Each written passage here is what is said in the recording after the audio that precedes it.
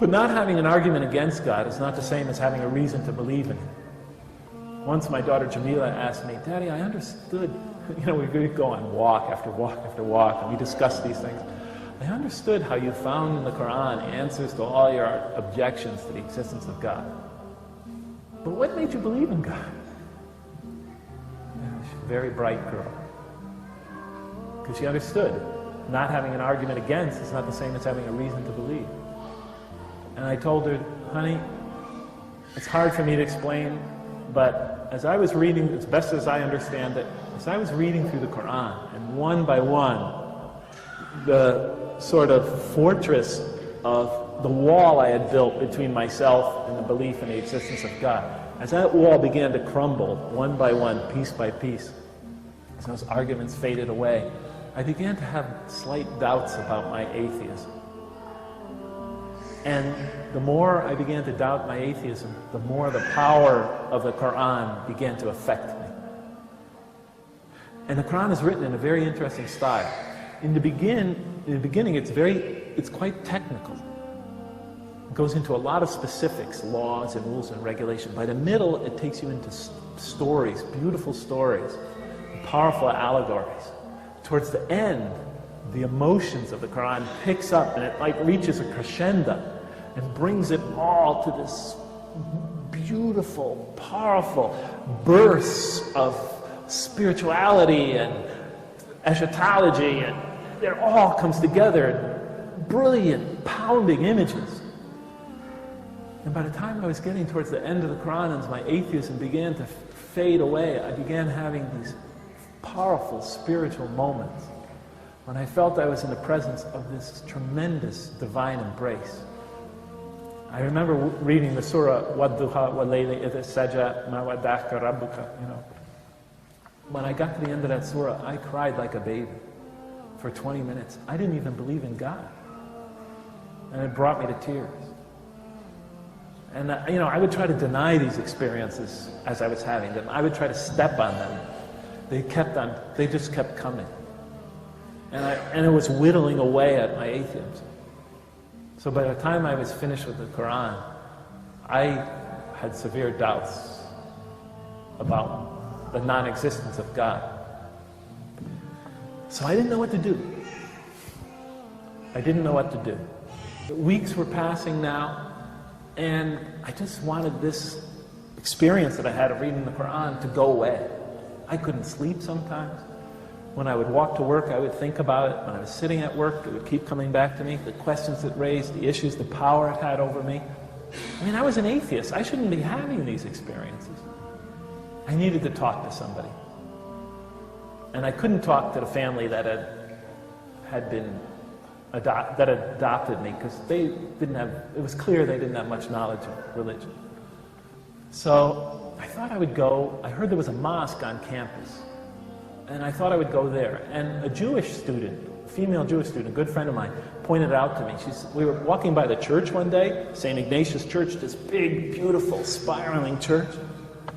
And we were walking by the rear of it, and she pointed to the basement and said, "You see that basement door down there, down the stairway?" I looked down, long stairway, down to the basement, beneath the church. She said, "That's where the Muslim students pray." She said, "I heard they have carcasses down there, dead bodies." So I said, but this was long before. But now I remembered her saying that. And I thought I would go to the place where the Muslim students pray and ask them the questions. I wasn't going to become a Muslim. That's out of the question.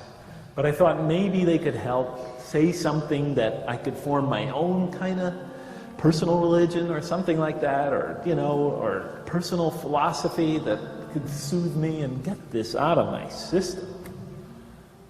So in any case, I walk over to the church one morning. Now I told myself I was going to go Sunday. I told myself I was going to go the next day. But I had already done now it was Wednesday, and I thought I would try one more time to get up the courage to go.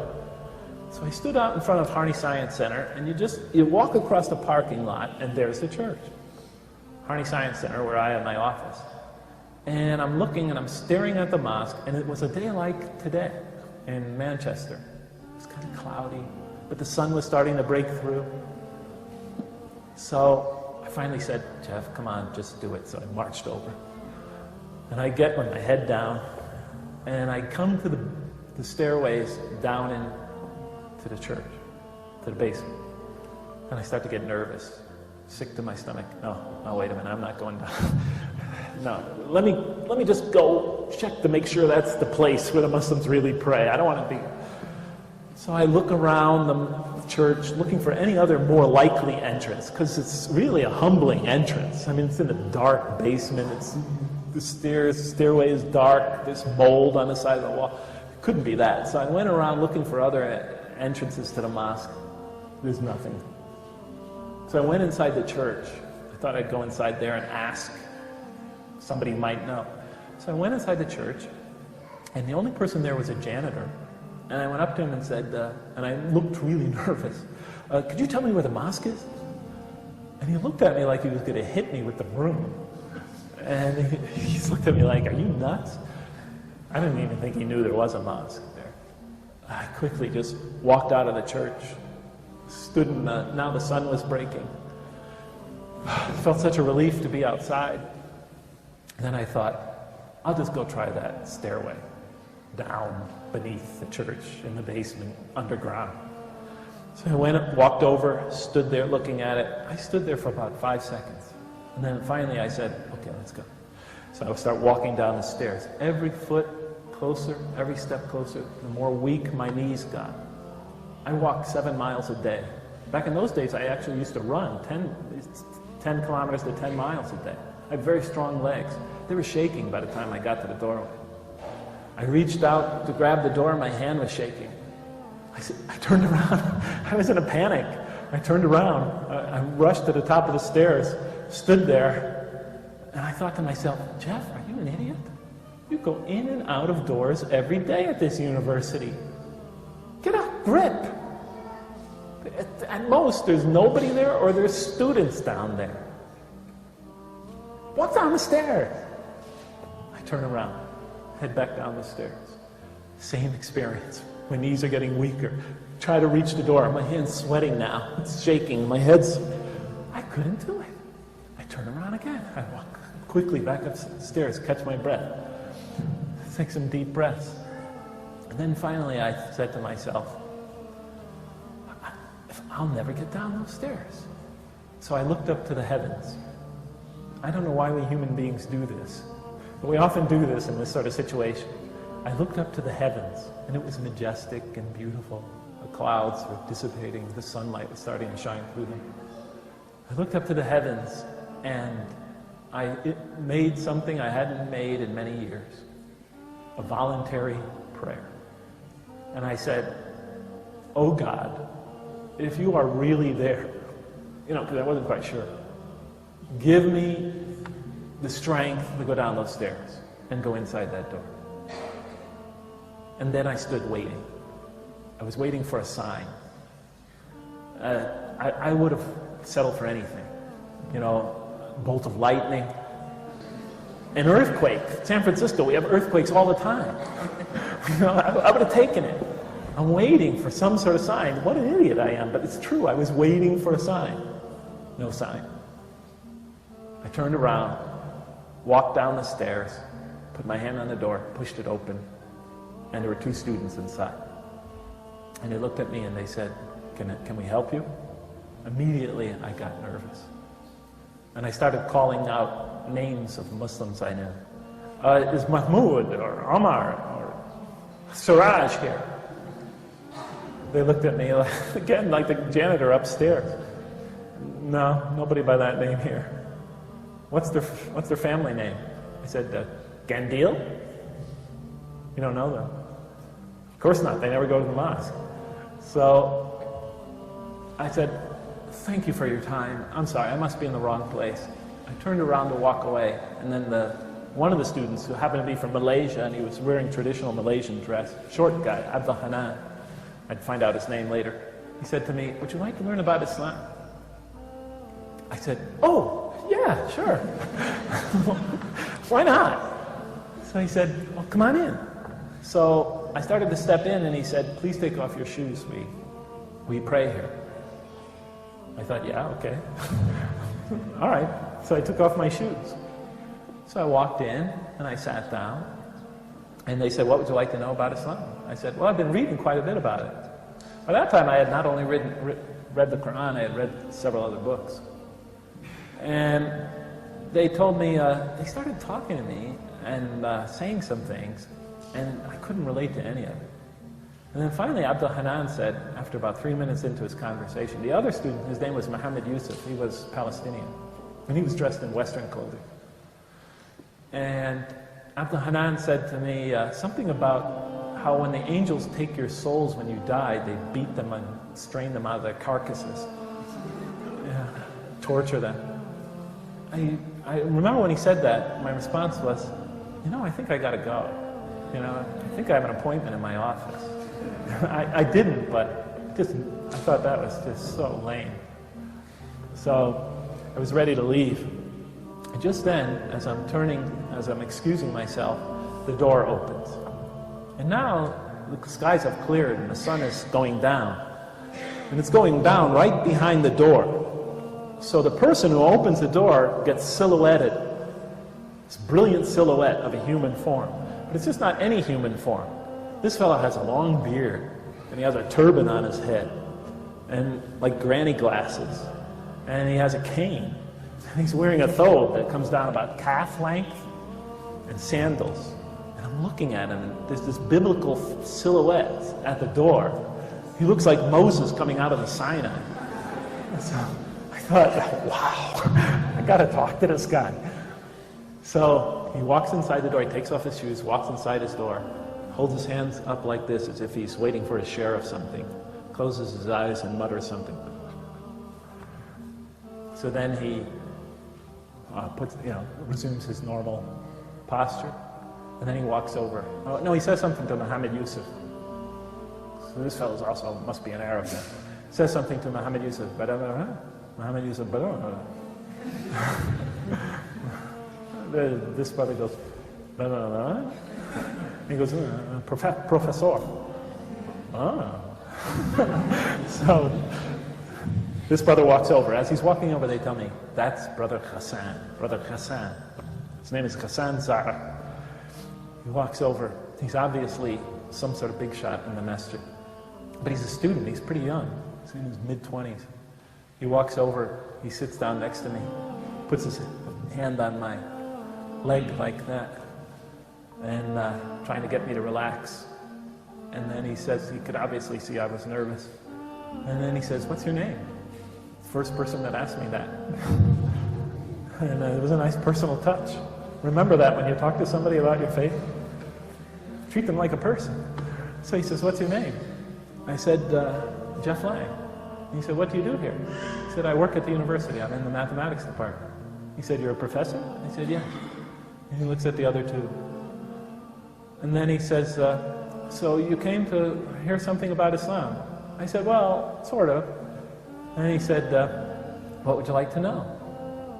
And I told him what I knew about the religion through reading it. And he was quite impressed. And then he started telling me something, rules and regulations, you know, one after another, one rule, another rule, another rule. Thinking, why is he giving me the rundown on the law?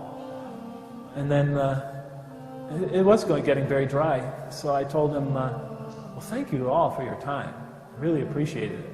I thought he would be more fascinating than he was, really. You know, it turns out just another student with this fancy garb on. But he was a very spiritual man, but I could already sense that. But he said to me, so I told him, and I meant it this time, thank you for your time, but I really got to get back to my office now. And then he said to me, you have no other questions? And then I said no, and I started to get up. And then I remembered one, just came to my mind. I said, can you tell me what it feels like to be a Muslim? I used to ask good questions. Can you tell me what it feels like to be a Muslim? I mean, how do you feel in your relationship to God? How do you experience it? What do you experience? And he looked at me. Turns out this guy was sort of an expert at dawah, at talking to others about his faith. He was the head in the United States of the Tablighi Jama'ah. And he was one of two heads. There were two in the United States. He was one, even though he was a young student. But I could tell his question caught him off guard. My question caught him off guard, because he didn't know how to answer it immediately. And then he lowered his head like this and thought for a while. And then he made another supplication. He closed his eyes, muttered something to himself. And then he started his answer to my question like this. I'll never forget it. It's as if it was both a call and a prayer. He started, Allah. And then he said, Allah is so merciful. And he loves us more than a mother loves, and the words he used, her baby child. He said, and yet, and then he said, and yet we can do nothing except by the will of Allah. When we breathe in, it is by His will. And when we breathe out, it is by His will. And when we take our foot off the ground to walk, to take a step, we'd never accomplish that except by Allah's will. And our foot would never reach the ground again except by His permission. And then he said, when a tiniest leaf falls from a tree, he wasn't even looking at me. His eyes were closed, and he was like talking to himself. When the tiniest leaf falls from the tallest tree and twists and turns on its journey to the ground, he said no segment of that journey would take place except by Allah's command. And then he said, and when we pray and put our nose to the ground, we feel a peace, a joy, a rest, a coolness that's impossible to describe. You just have to experience it to know. And he got done. That was it. He looked disappointed. Like what I just said must not make sense. He looked disappointed. But you know, when I was listening to him, how much I wish we could trade places. So I could just know that spirituality, that yearning, that agony, that ecstasy, that yearning for his Lord. But of course, I was an American, he was an Arab. You know, I was a Western, I was an atheist. Of course, it was impossible. And then he said to me, because now I really was going to leave, he said to me, so would you like to become a Muslim? I looked at him like, are you nuts? I looked at him and said, no. I laughed. No, thank you. Actually, my hands were sweating, the back of my neck was getting wet, I felt panic, I felt my whole body getting hot, but I laughed it off. I said, no, not today. It's not for me, I just came to ask some questions. And then he looked at me, you know, like he was looking through me. He said, I think you believe in this. Why don't you just try? And when he said that, before he said that, I could see my friends laughing at me. I could see myself trying to explain it to my mother, how I became a Muslim. I could see people stumbling over explanations to old friends of mine. Some of them were dead by now. But, you know, all these voices and heat rushing through my body. But when he said that, you know, I think you believe in it. Why don't you just try? Suddenly I just calmed down. I didn't feel anything anymore, just blank.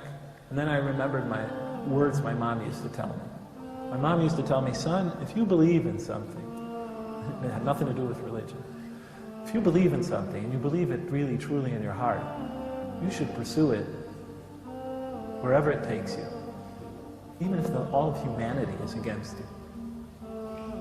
And she said that was something about, that's a very German thing, because my parents are German, but everybody believes it anyway. So in any case, I remembered it, and I got comforted from it, and I looked at the three brothers there. Now there were two more that came in, Rossley and another brother from Malaysia. And I looked at them all the brothers there, 5 now, and I told them, yeah, I think I'll become a Muslim. And you should have seen their faces. They looked like the Apollo engineers after the first successful moon landing. You know, they were all congratulating each other and smiling, and a couple of them were, you know, hugging each other. It was an amazing reaction. I thought that they just had become Muslims. And just then the door opens, and another brother, biblical-looking brother, comes in the door, dressed just like Brother Hassan. He comes in, he's burly though, he looks like Burl Ives. I don't think you know who that is. Old American singer, big burly guy, sort of like Santa Claus. And his name is Mustafa, and they say, Mustafa, the brother wants to become a Muslim. So Mustafa comes running over and he grabs me, give me this big, you know, the Muslim triple hug, which I had never had up until that point. To give me a hug, and then Hassan says to him, he hasn't become a Muslim yet, Mustafa. Mustafa goes like this, let's go with me. Like he discovered something very precious, fragile. So then Hassan says to Mustafa, so tell them what to say, Mustafa. I wanted to give Mustafa the moment. So Mustafa then takes me through the Shahada very slowly. Ashhadu, Ashhadu, and that, you know, he's whispering it. Can you go a little louder? I can't hear you. And then he repeats it for me in English. You know, I testify that there's no God but God. So he says, are you ready? And I said, yes. So he takes me through it. Ashhadu. And I said, Ashhadu. And la ilaha illallah. And I tell you, with each word, I felt like I had been dying of thirst all those years. And with each word of the Shahada, it felt like somebody was dripping a drop of water into a parched throat. And so I became a Muslim. And I walked out of there that day, a Muslim.